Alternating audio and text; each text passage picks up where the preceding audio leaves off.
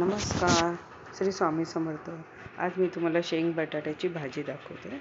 तसे सर्वच करतात, तरी पण बघा, आपलं आवडली तर लाईक करा, शेअर करा. पहिलं तेल घातलं मी पॅनमध्ये, नंतर जिरं टाकलं, मोहरी टाकलं आणि हिंग टाकलं. थोड्या वेळाने मी कढीपत्ता टाकला.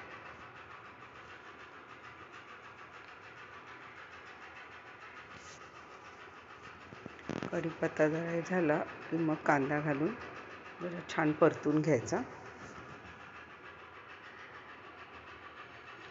कांदा छान परतून घ्यायचा. परतून झाला, मी जरा मध्ये मध्ये हलतं कॅमेरा, कारण एका हाताने मी हे करते, त्यामुळे समजून घ्या. कांदा परतल्यानंतर मी आले लसूण पेस्ट टाकली आहे.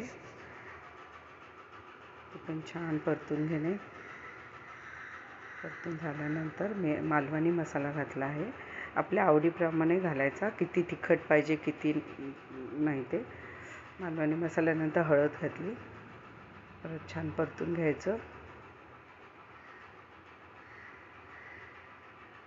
हा मी मालवणी मसाला आता गावी गेली तेव्हा बनवून आणला. आता टॅमॅटो घातले, एक टॅमॅटो छोटा, तो छान परतून घेतला. परत कोथिंबीर घातली. त्यानंतर शेंग, बटाटा, वाटाणा घालून छान तेलावर परतून घेणे.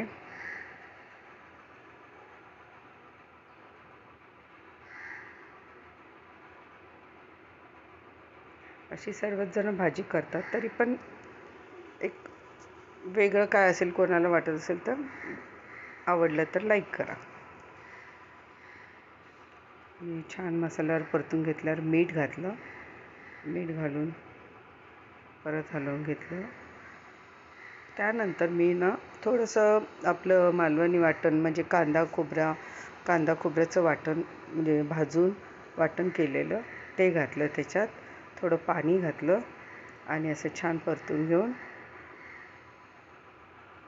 मी काय केलं, छोट्या कुकरमध्ये ही भाजी टाकलेली फोडणीला. तर हे सगळं घालून झाल्यानंतर मी कुकर लावून एक शिटी काढली. एक शिटी झाल्यानंतर लगेच ही भाजी रेडी. जास्त वेळ लागत नाही, पटकन होऊन जाते. एक शिटी